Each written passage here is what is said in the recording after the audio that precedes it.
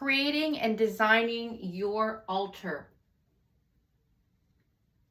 Modern day alchemy for you, not anybody else's desires and needs. Altars are coming up more and more, and they have been around for centuries, but now we are creating it in a much more personal way where individuals such as yourself get to create the space that is what you want to amplify, not that it all needs to be the same for everybody. So you get to put your own special mark on it.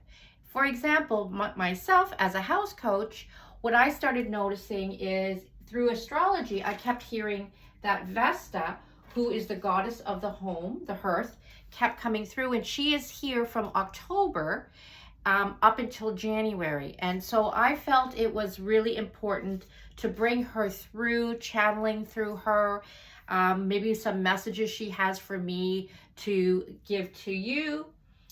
And so this is how it's come about for myself. I have been thinking for a long time about having an altar. However, the places that I thought would be where I'd house it, I did not feel it was the right space. And so Vesta actually made me put something together. This is a little table that I received as I walked around looking for it. I wanted to get something that had something natural. I didn't want to get anything plastic or acrylic. But having said that, if that's what you have, maybe even if you have something natural, you can sit that on top. But with this one, I got just, a white stone. Definitely the white is a really nice feeling to it. And I just allow the universe to find it for me, and that's what I brought out. And when I do sit here, I get to face it, and I work on connecting with it in the morning, but it's the morning, afternoon, evening, whatever works. And I always begin by lighting a candle, because a candle starts sort of your personal ritual, your ceremony. Some of the things that I have put on, which are important for me, and I'll walk you through it, can give you an idea of what is important for you. And so I've already introduced you to Vesta. As a house coach, I'm all about empowering you through your home. So I've got the 30 days to empower your home. And I also have my business card. So that's very important for me. I'm huge on crystals. And so right now I've got the, main magical healer, the quartz. And then I have a topaz. There's some love with a rose quartz, pyrite, and some other crystals. I always like to have the natural elements. So there is air, which I have a feather, and there's fire, which I have a candle, and then there's water, which is in the vase, and then earth, which is a flower. I just want to bring all the elements in together. Again, it's completely up to you. I like to use some sprays. I've got St. Francis, so I sometimes, call on St. Francis to come through. I also have my own spray that I've curated. So it's House Coach Anya's Purification Home Spray. And there's some essential oils. So I like to put some on. Abundance, geranium. Geranium for me is very much connected with my grandmother. And so a lot of people like to bring in their loved ones. You can put pictures here from your loved ones. Whatever feels right for you is perfect. I'm also very connected with the moon. So I've got my moon globe here. And then I have my journals. And one of the journal that I think is really, really important that I would definitely share with you is a gratitude journal. And I know that when I'm in gratitude, I just really feel how everything shifts. And it doesn't have to be a long writing, and you can choose what your magic number is. Maybe 4, maybe 3. I love 3 and I love 8. So 3 areas that I'd like to show gratitude gratitude to or what I'm grateful for. I also love the number 8. And so I write that in here. And then sometimes you might be working on something specific. So what I'm working on right now is I'm working on this book about energizing myself and transforming with crystals. And Judy Hall, which is an amazing woman, she has many different books on crystals.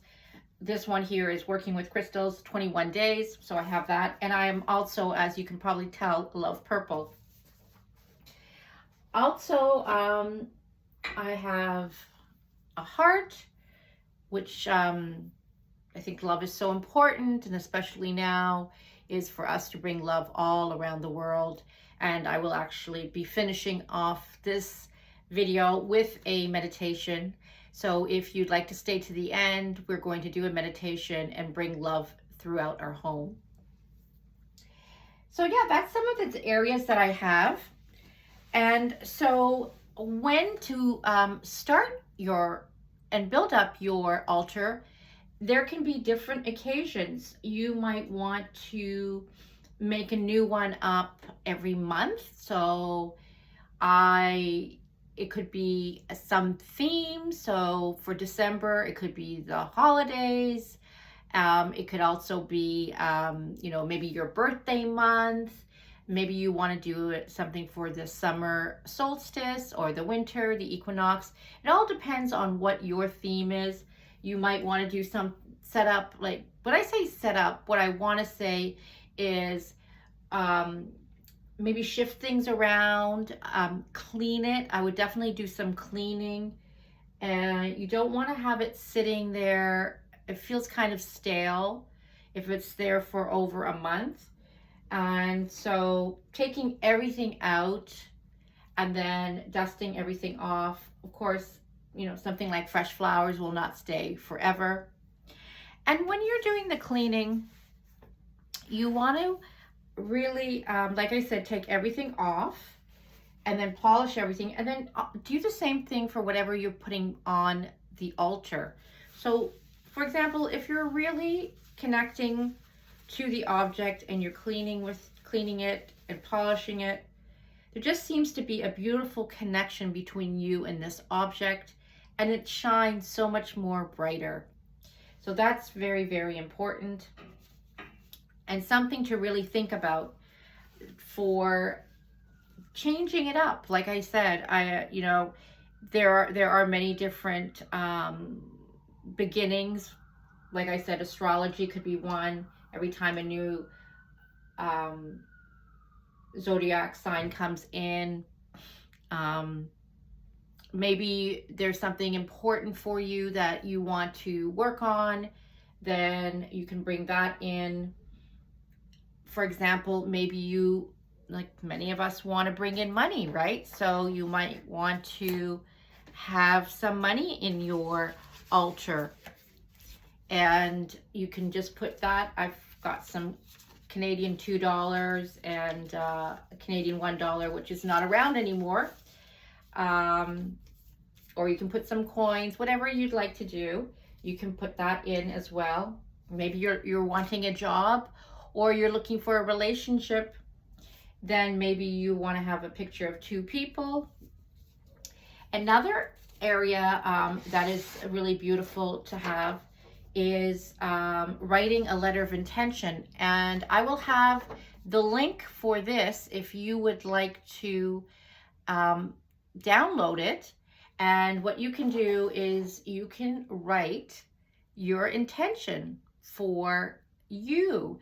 What is it that you are desiring?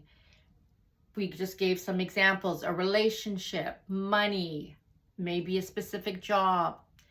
And when you're writing, what you need to do is remember to write in the present as if it is already happening. And you can write something as simple as, my desired life is in flow. My desired life is waking up early in the morning and meditating. My desired life is making X number of dollars. My desired life is exercising every day and eating very well. But maybe map out what your day looks like. Or my intention for this space is to be calm, productive. As I'm doing this video, I am doing this video in my home office. So that's something that one might want to write about, is how you want the space to be. You might have an altar on your mantle. And so you might want to write down how the, what you want that space to feel like. So remember all of that, and then write it. And then you can fold it up and you can put it inside. You can like maybe put a crystal on top of it. You can put it in between the books. It just really depends. Whatever feels right to you. Now I have 3 layers of this altar. You can see the bottom part here. You might just have 1 or 2. So I'm just giving you different ideas, but it's a lovely, lovely idea to connect with yourself. And it doesn't have to be a very long time. It's a great place to also look in and then meditate. Also, after the meditating or before, you can be doing some journaling, which is wonderful. And I like to also,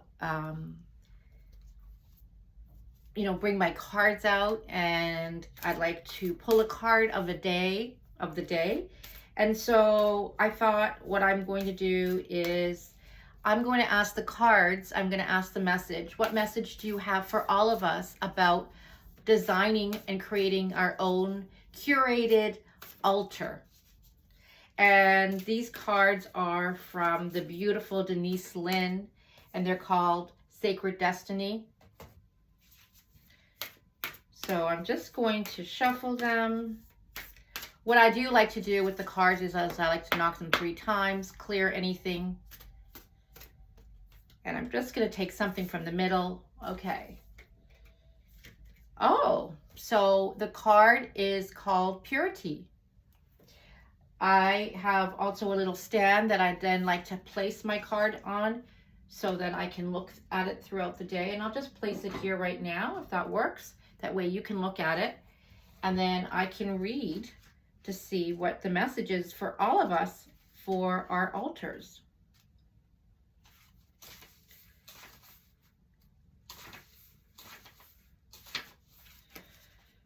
Okay, so it says that the sacred landscape wants you to know, no matter what has happened in the past, everything can be fresh and new again.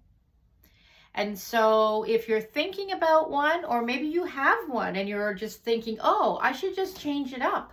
That's fine and that's great. And you can change it up, which is what I was talking about. It doesn't have to be the same. And I'm all about creating good, positive energy in our spaces. And so changing it up every once in a while will bring in new energy as well. So I think the card is telling us that that's a great idea. The purity of your soul is shining through everything that you encounter. You are entering into a period of grace. Simply open your heart and know that the best is yet to come, yet to be. The past does not need to equal to the future. Your future can be and will be shimmering, sparkling, and bright. Old limiting patterns are dropping away. Okay, I want to talk about that for a bit. If we're looking at old ideas of what an altar was, we can think about more of a religious aspect. Could be, the altar of a church, and it was only for priests to put together. Maybe I shouldn't be doing that. But ancient civilizations have been having altars. Mainly, if we're talking ancient, the Greek and the Romans. And then we, of course, have, the native indigenous cultures worldwide that always have this strong belief of honoring the ancestors and putting together an altar. There could be, ceremonies around it, saging. having the spirit animals in. And then in India, like Chinese, Eastern religions, it's very much a little bit what we were talking about, more of a meditative state. And bringing them all together, you know, whatever is your background, whatever you feel is right, is the perfect choice, because you know what it is that is important for you. And your future can be shimmering, sparkling, and bright. Old limiting patterns are dropping. Okay, that's what I said. Reoccurring challenges are releasing. So something that is reoccurring and it's a challenge is being released. And so for me, if I look at that, is that I've been contemplating for a very long time to put together an altar. And here I have now released those old limiting beliefs of not having the space, not knowing where. And you can see how that maybe can be connected to you. This is a time of redemption, forgiveness, and holy healing. Yes, we have some outdoor sounds, so it's always just fine.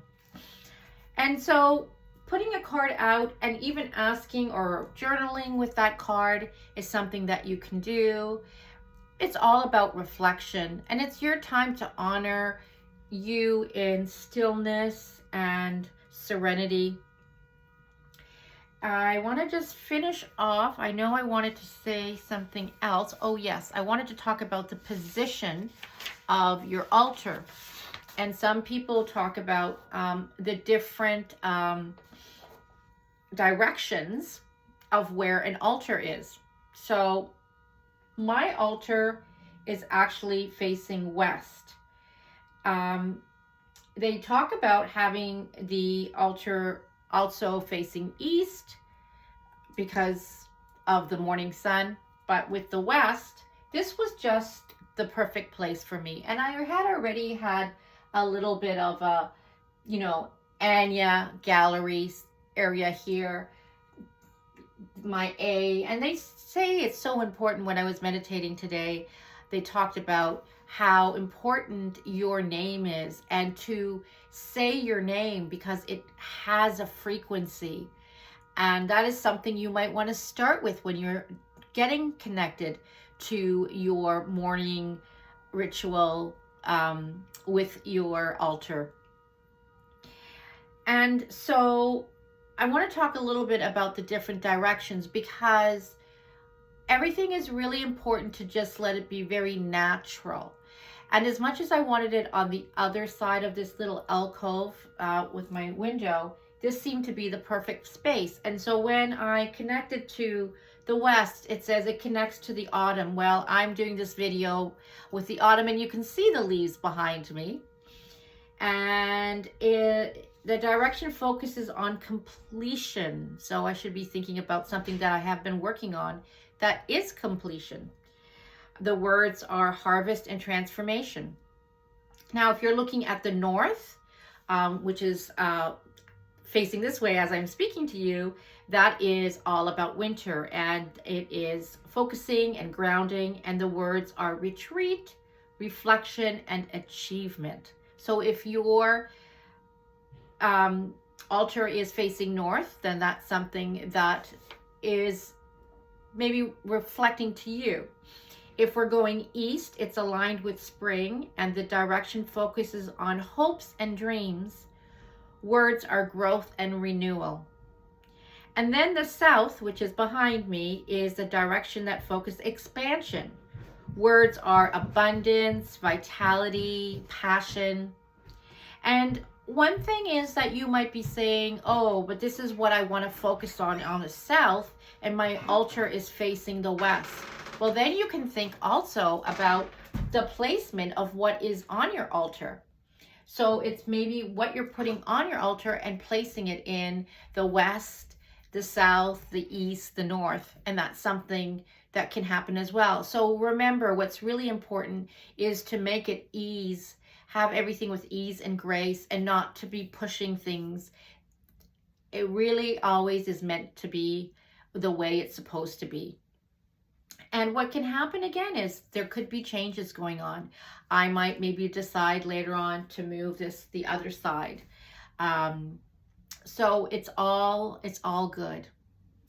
So I hope that you have enjoyed this mini little ideas on how to create your space for you. And what I'd like to do, as I said, finish it off with a meditation for your home, for our home. So I would ask you to plant your feet on the ground, take your hands and put them right side up on your legs. And I'm going to close my eyes doing this. And I'd like you and invite you to take a nice deep breath in and exhale. And take another nice deep breath in and exhale. And take one more breath in and exhale. Take your hand and put it on your higher heart and feel the love around your heart. And feel the love connecting with your hand. And then start feeling the love all around you.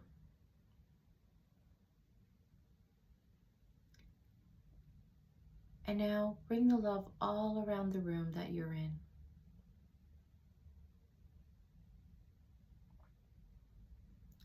And bring the love all around the home you live in.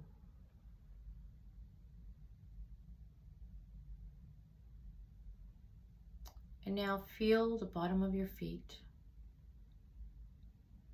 And feel roots going underneath your feet. Through whatever floor you're on. I'm on the 3rd floor. And bring it down to the 2nd, to the main, to the lower level, right through to the beautiful earth, and connect to the center where Gaia is, Mother Earth. And she brings you beautiful bright light. And take that beautiful bright light and bring that all the way up through your roots,